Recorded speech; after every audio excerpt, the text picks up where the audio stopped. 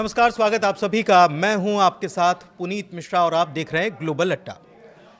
रूस, चीन, America, Iran, तमाम मुल्कों की चर्चा तो आप रोज सुनते हैं, लेकिन इन दिनों दुनिया भर में एक जगह की सबसे ज्यादा चर्चा हो रही है और वो जगह है साउथ अफ्रीका। जी हां, वही साउथ अफ्रीका जो ब्रिक्स का हिस्सा है, वही साउथ अफ्रीका जिसका सहयोगी है चाइना, जिसका सहयोगी है रूस, जिसका सहयोगी है भारत, जिसका सहयोगी है ईरान, क्योंकि ये सब है ब्रिक्स के हिस्से। और यहां पर होने जा रहा है एक ऐसा बड़ा खेल जिसकी वजह से अमेरिका की पेशानी पर पड़ गया है बल।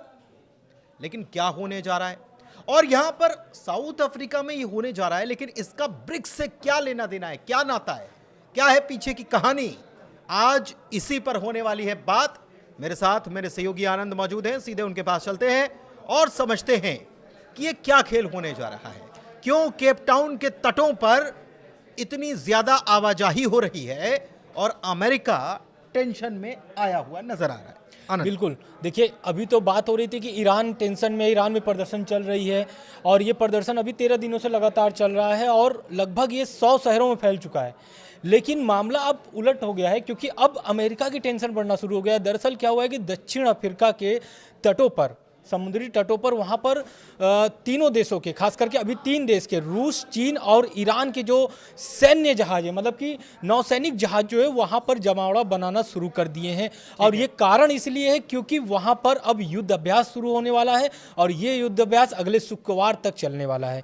इस कारण से अमेरिका जो है कि, और ये आपको भी पता है कि अभी जैसा कि अभी बताया आपने कि ब्रिक्स जो है देश है और उसमें ये पूरा जो एक तरीके से युद्ध अभ्यास है, इसमें ब्रिक्स देशों का ही युद्ध अभ्यास है।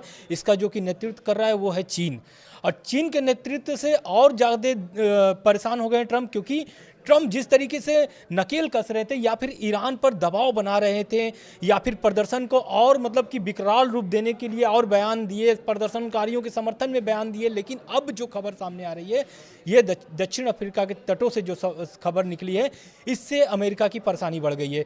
इसलिए क्योंकि रूस, चीन तो है ही, अब ईरान की जो जंगी जहाज है वो भी पहुंच रही है वहाँ पर। क्यों पहुंच रही है?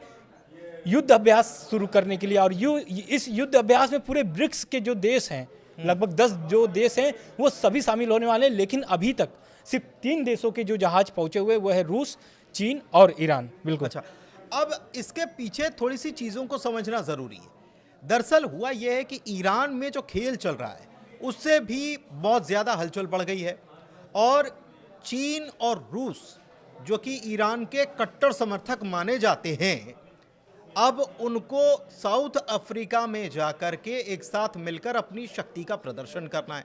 लेकिन ये शक्ति का प्रदर्शन क्या ईरान, रूस और चीन अकेले नहीं कर सकते थे?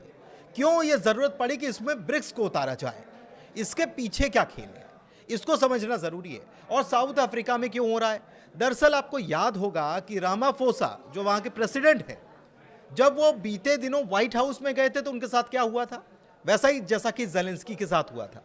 और वहां पर बहुत ज्यादा ट्रंप और रामाफोसा के बीच बहुत ज्यादा बहस हुई थी और तभी से ये चीजें साफ नजर आने लगी थी कि अमेरिका आने वाले वक्त में न केवल दूसरे मुल्क बल्कि साउथ अफ्रीका पर भी नकेल कसने की तैयारी में। लेकिन साउथ अफ्रीका ये कह चुका है कि हम ब्रिक्स के साथ हमेशा से रहेंगे।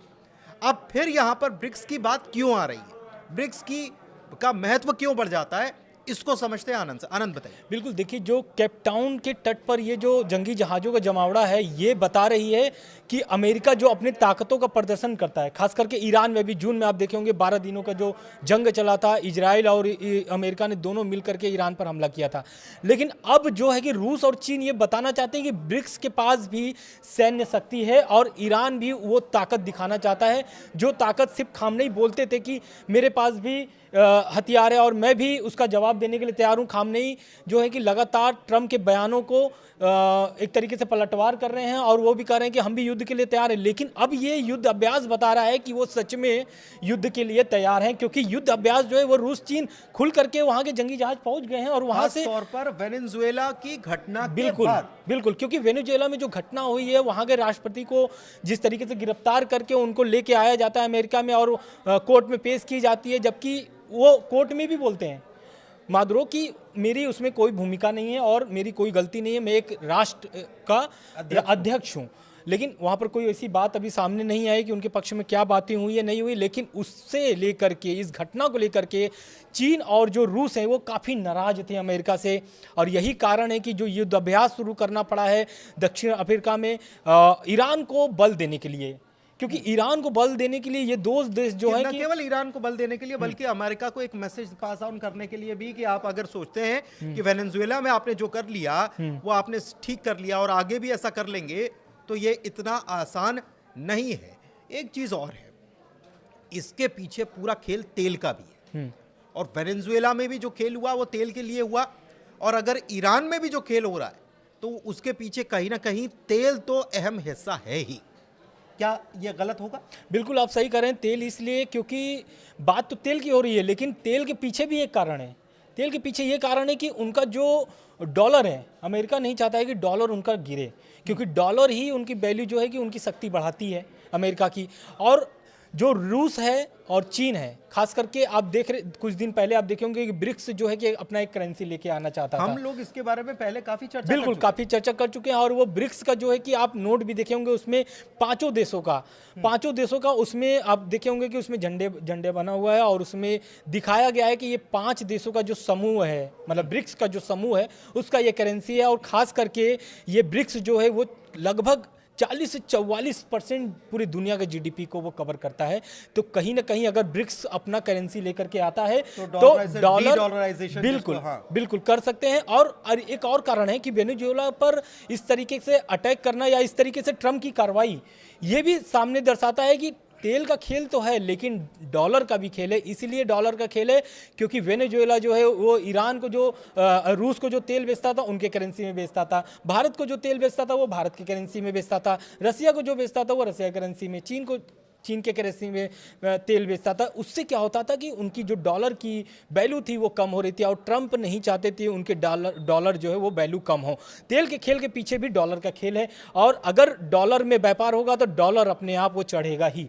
और यही कारण है कि वेनेजुएला पर इस तरीके की कार्रवाई करने के पीछे और उनका मकसद यही था। लेकिन भले वो सामने बोलते हैं कि ड्रग्स के सप्लाई के मामले में उनको गिरफ्तार किया गया राष्ट्रपति को वेनेजुएला का, लेकिन उसके पीछे भी अब जो तर्क निकल रहे हैं, बहुत सारे विशेषज्ञ हैं जो इस पर भी बात कर रहे हैं कि तेल के बाद जो है कि अब इस पर ट्रंप जो है अपने डॉलर की भी जो कीमत है, जो ताकत है वो दिखाना चाहते हैं, उसको बचाना चाहते हैं। अच्छा, एक चीज और है, आपको एक दिलचस्प बात और बताए, हो सकता है, देखिए हम मार्केट के एक्सपर्ट नहीं है, लेकिन ये आप मानकर चलिए कि हो सकता है कि आने वाले दिनों में सोने को लेकर जो भाव चढ़ रहा है उसके विपरीत कुछ नजर आए। क्यों हम ये कह रहे हैं?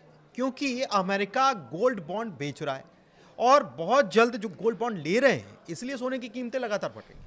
और हो सकता है कि बहुत जल्द ये मुल्क अमेरिका के पास जाकर गोल्ड बॉन्ड देकर बोलते हैं कि हमको सोना दे दो।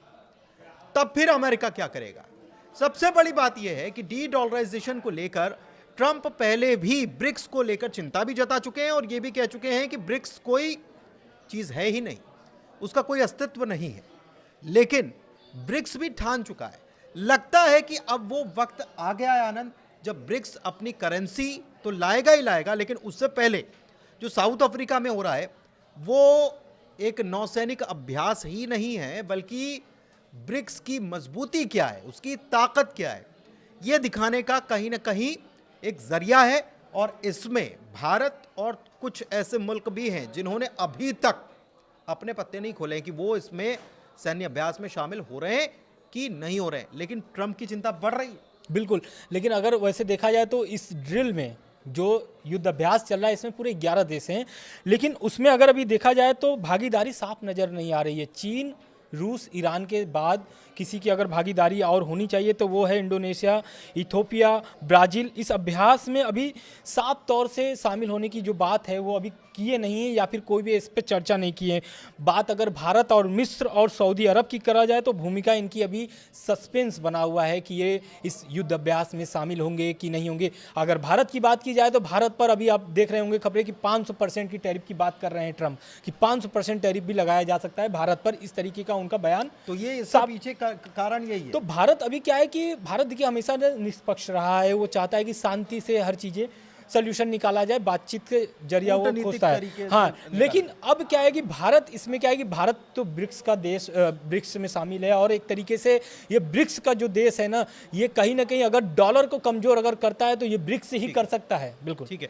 कुल मिलाकर के अब ये टेंशन बढ़ने का काम यहाँ पर हो गया है अमेरिका के लिए, और इसमें जो सैन्य अभ्यास होने जा रहा है, नौसैनिक अभ्यास होने जा रहा है, ब्रिक्स की एंट्री ने सबसे ज्यादा टेंशन बढ़ाई है। और दुनिया में आने वाले दिनों में एक बड़ा टेंशन नजर आ सकता है इस सैन्य अभ्यास के बाद, और खास तौर पर तब जब ब्रिक्स अपनी करेंसी लेकर आएगा। फिलहाल के लिए इस वीडियो में इतना ही, हमें दीजिए इजाजत। वीडियो कैसा लगा, चर्चा कैसी लगी, बताइएगा जरूर। फिलहाल बहुत धन्यवाद। धन्यवाद।